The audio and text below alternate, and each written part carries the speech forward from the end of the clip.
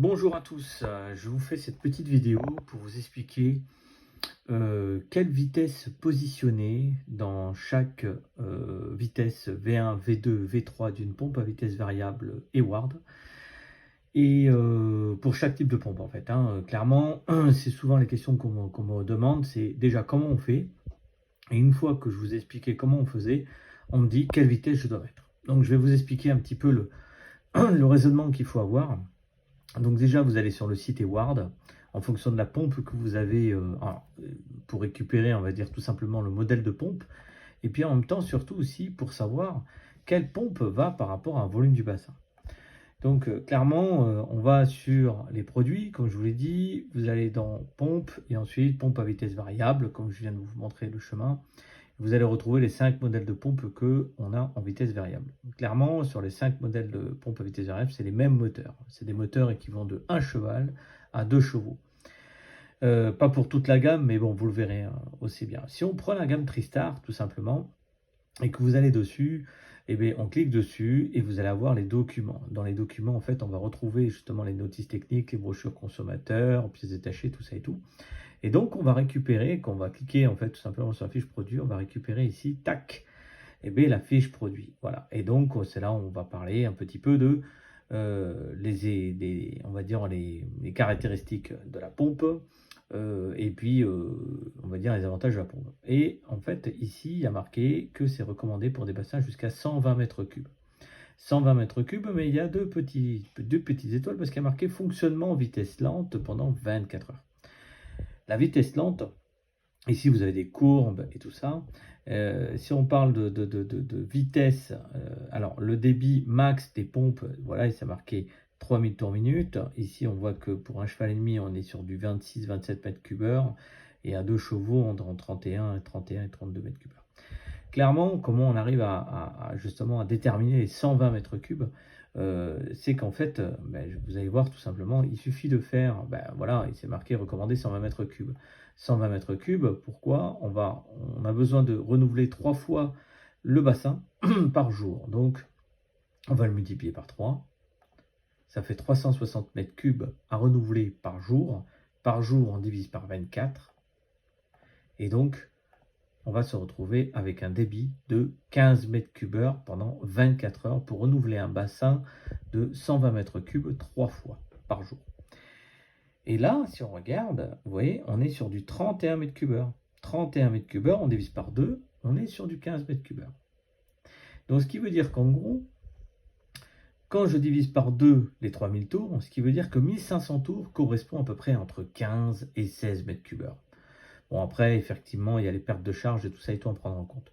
Mais si on parle de perte de charge à peu près entre 8 et 10 mètres de colonne d'eau, du coup, on n'est pas loin de ce chiffre-là. Donc, vous pouvez estimer finalement que 30 mètres cubes heure, voilà, 3000 tours minute. Vous pouvez donc définir en moyenne que chaque 1000 tours minute, vous allez avoir à peu près 10 cubes heure. Donc, vous pouvez estimer qu'à 1500 tours, on est sur du 15 cubes heure, mais qu'à 2000 tours, on est sur du 20 cubes heure. Et donc, ainsi de suite. Donc, voilà, c'est comme ça, en fait, qu'il faut définir. 15 mètres cubes heure, c'est le minimum 24 heures pour un bassin de 120 mètres cubes. Donc, ce qui veut dire que vous allez tourner à la moitié de sa vitesse minimum. Si vous tournez plus vite, vous allez faire du 2000 tours minute. Et bien, du coup, ça va être du 20 mètres cubes heure. Du coup, vous n'aurez pas besoin de filtrer autant 24 heures. La vitesse 1, ça va être une vitesse qu'on pourrait réduire largement parce qu'on ne va pas renouveler 3 fois son bassin pendant l'hiver. Là, si on le renouvelle déjà une fois, c'est très bien.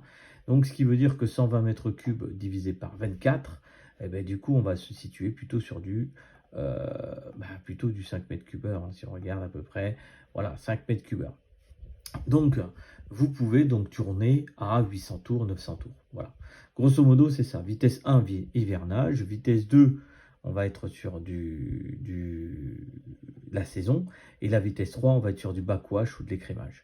La vitesse 3, d'ailleurs, ça sera la vitesse la plus importante à positionner parce que en fait, on va se situer sur la vitesse de débit. Du moins, c'est le débit max du filtre. Si vous avez 14 mètres cubes heure et que vous mettez une pompe Tristar, eh bien, je vais vous dire qu'il va falloir vraiment brider la vitesse max de votre pompe. Il ne faudra surtout pas être sur les 3000 tours minute, y compris sur l'amorçage, y compris sur l'écrémage. Donc voilà. Donc là, ici, par exemple, voilà, il y a marqué 120 mètres cubes. Si on part sur une RS2, vous voyez, on est jusqu'à 100 mètres cubes. 100 mètres cubes, pourquoi? Parce que si on va sur les débits max, on est sur du 19,7 mètres cubes heure et 25 mètres cubes heure à 3000 tours minute. Donc on fait la même logique, 3 fois 100 mètres cubes et on divise par 24. Et en fait, vous allez retrouver en divisant par 2, et bien du coup, les fameux débits ici, divisé par 2.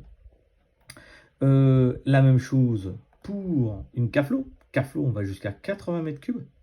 Donc c'est pratiquement celle qui est utilisée, on va dire, pour voilà, 80 mètres cubes, ça reste quand même des bassins qui sont encore assez grands. Voilà, on va être sur du 24 mètres cubes heure à 3000 tours minute. Donc on divise par 2, bah, automatiquement on est plutôt sur du 11-12 mètres cubes heure. Et on va retrouver aussi la Maxo XL où on va se situer pour des bassins de 65 mètres cubes.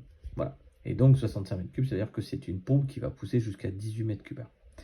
Et divisé par 2, on va être entre 9 et 10 mètres cubes heure. Donc voilà, c'est comme ça qu'on détermine en fait les vitesses.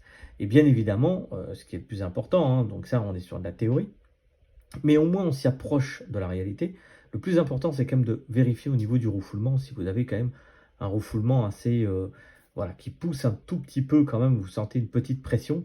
Si vous sentez une pression, on va dire, voilà, de l'ordre, alors c'est pas facile à déterminer évidemment, mais si vous voyez qu'il y a un petit peu de remue en sortie de bus de refoulement, c'est qu'on est sur une filtration lente et qu'on est sur une qualité de filtration supérieure. Ensuite, vous mettez un peu d'écrémage. Vous avez la possibilité de faire 1 heure, 2 heures ou 3 heures, la fréquence, hein, toutes les heures, toutes les 2 heures, toutes les 3 heures, pendant 5 à une demi-heure. Du coup, à ce moment-là, ça permet de brasser un peu le bassin et donc du coup de garder, entre guillemets, l'homogénéité du désinfection du bassin dans le... voilà, clairement. Voilà un petit peu le petit live que je voulais vous faire là-dessus. J'espère que ça sera suffisant. Bien évidemment, si vous avez des questions, eh bien, n'hésitez pas à me les faire remarquer. J'essaierai peut-être même de refaire une vidéo si c'est pas assez clair. Je vous remercie et je vous dis à bientôt. Au revoir.